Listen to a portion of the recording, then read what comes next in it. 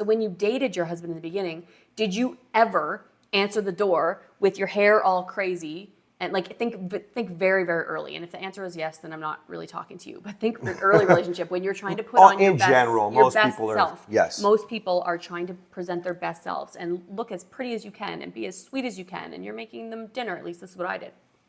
And there is a level of being tired because you have kids and all these sorts of things. But in the morning, when you're getting ready, when I'm getting ready in the morning, I'm thinking about if my husband is going to think I look sexy. I don't care what the rest of the world thinks. People getting divorced, Tearing their families apart, coasting through marriage. or fighting their way through it. I'm Cass. And I'm Kathryn. We came back from the depths of hell to save our abusive, our toxic marriage. We're MorrowMarriage. Let's flip divorce statistics with the new marriage.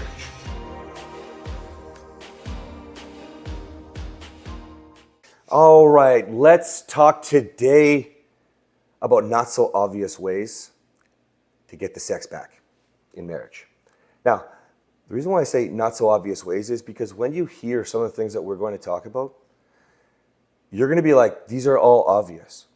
But if they were so obvious, People would already be doing that. yeah, so, it's the old common sense thing. It's not so common. And I don't mean to say that to put anybody down. I think that they're like, it's the comfort and complacency thing. You kind of forget, I'm with my partner. Men I know, she should love me for me is something that they would say. So let's talk about some of the stuff that we can do. I'm not saying you're going to get laid from this, okay? I'm just saying that if you don't think about what we're about to talk about today, I think it's obvious you're not going to get any action. It's just not. Yeah, just something to think about. We just want to bring a level of awareness. And we ended the last episode with an example about brushing your teeth for 15 seconds longer. And the example was meant to say, whatever you're doing, try to do it better. Try to be better for yourself. And he said, well, that might be a bad example. And I disagreed. I said, actually, because of all the women that I've worked with and do work with, I know that men specifically, I'm sure that women do it too, but men specifically get a little bit complacent with their hygiene and with taking care of themselves. And so hygiene, weight, other things. So let's talk about a bunch of things. Let's talk about hygiene first. I actually have to teach that in my course. So where I get that line is not from our marriage, but from working with men. And, she should love me for me. Well, I worked all day long. I'm exhausted. I don't want to have another shower. Well, dude, if you stink, and I don't care if you wear a suit, if you wear, like I do, just t-shirts or whatever, if you stink, it's not attractive. Like you're going to have to take an extra. I actually sweat like a crazy man. My feet stink. So sometimes I have to go wash my feet. Sometimes I'll have to have another shower. Sometimes it'll be 4 showers that day. But he always does. Yeah. You're very, very clean. You have very good hygiene. The feet has been the only thing that I've ever had to be like, struggle. Honey, you need to go wash your feet. Yeah. And sometimes it's because you can't sometimes smell yourself, I think. But your hygiene is really good. So this isn't something, thankfully, that we've had to struggle with, but I've heard a lot of women. Oh, it's so common. Yeah. Like the amount of, I call it this section of my course, aha moments. And it's like men will literally send me a message and they'll be like, holy crap, light bulbs. I'm like, yeah, exactly. So let's talk about basic hygiene. I know that this might sound ridiculous, but before we move on, I just want to cover some basics here. Obviously, showering is like we just talked about. Manscaping or keeping yourself neat, tidy. Let's stop at showering for a second. Oh, okay. Because you mentioned, I don't want to take a second shower. And I think that where some of this falls through the cracks, it's not that you're not hygienic. So you're getting up in the morning, you're brushing your teeth, you're showering, you're going to work.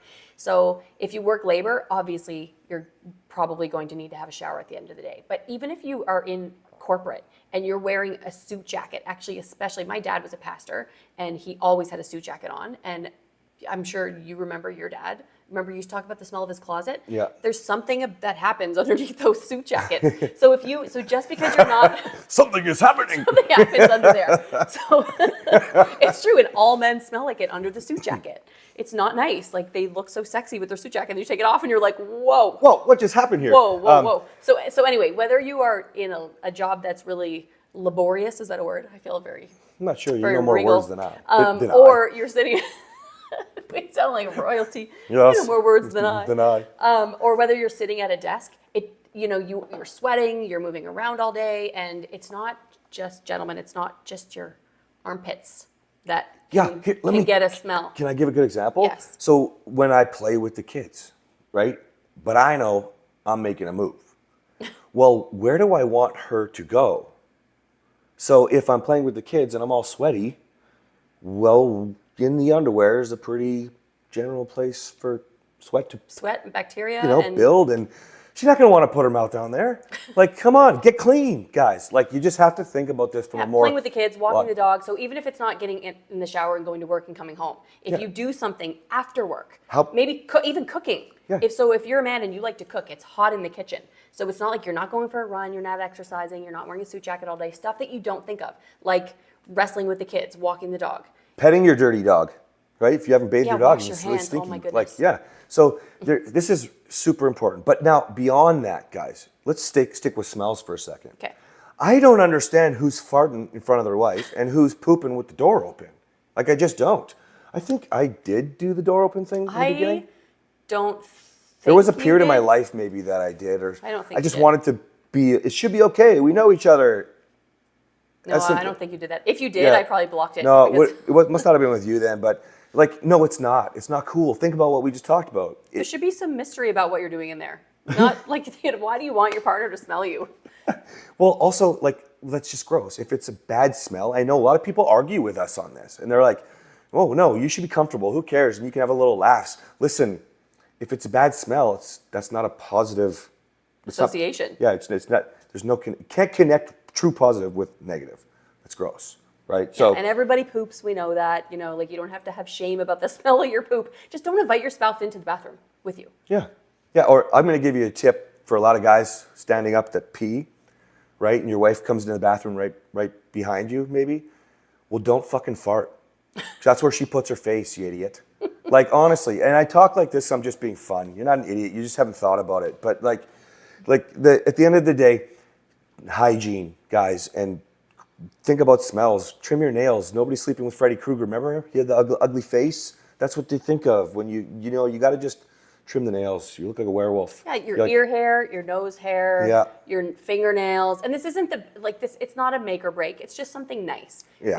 I don't know any woman that said, oh man, my husband's ear hair is so sexy. So like, what? Just take care. My grandpa hair? Just take care of yourself. Yeah, and it's not, again, it's nothing to be embarrassed about. It's just something, just take care of yourself. Have pride in your appearance. And, So let's move past some of that now, and let's go to some more not so obvious. So something that I learned along the way, and I love this example. I've probably talked about it on this, but she told me she liked, you remember you told me you liked this like white pair of underwear that I had. So I wore it for like 6 or 7 days in a row.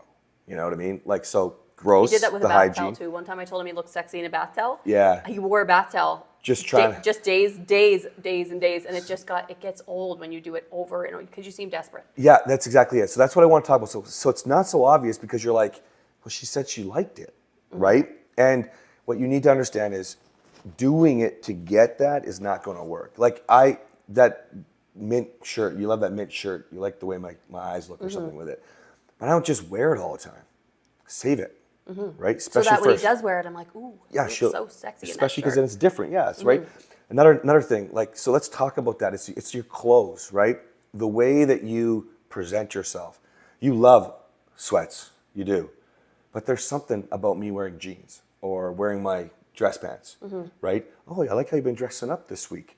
I'll go for a week of wearing my dress pants even though I'm working from home. And you like it. I do. You just mix it up. So it's not so obvious. That's it. It's mix it up. So don't maybe get hooked on what your wife thinks is so sexy and do it every day because it's not that your wife I don't want to be complacent or, take it for granted that you look sexy every day. It's just that it's nice when it's a surprise. It's nice when there's a little bit of variation because he's right. I love you in sweats. And then if you wear sweats for a while and then you wear dress pants, I'm like, ooh, I love you in dress pants. But if you're wearing everything all the time, it's like the sweats, they're not sexy after a while. That's right. So, and this could go for women too. Right now, we're just we're piggybacking off the last episode when he was talking about men brushing their teeth. Women too, though. If you're not brushing your teeth, if you're gonna go, how do I put this? One of the things that I coach my women is in the morning. So when you're getting ready and you're making yourself beautiful for the day, if that's something that you do. Some people don't get ready in the morning because, maybe you're just going out to take care of farm animals, and so you're not going to do it doesn't matter, your hair, your makeup, whatever. But when you get up for the day, you are going to see your husband. So when you dated your husband in the beginning, did you ever answer the door with your hair all crazy? And think very, very early. And if the answer is yes, then I'm not really talking to you. But think early relationship when you're trying to put on your best, most best people self. Yes. Most people are trying to present their best selves and look as pretty as you can and be as sweet as you can. And you're making them dinner. At least this is what I did.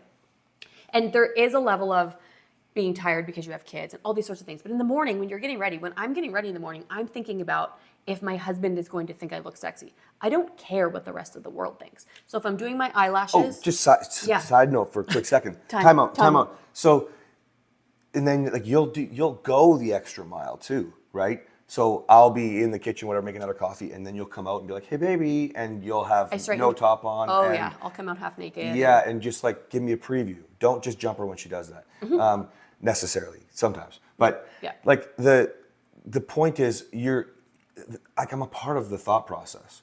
And I think that's a little different for men and women. That's why I wanted to interrupt you. Yeah, it is a little different.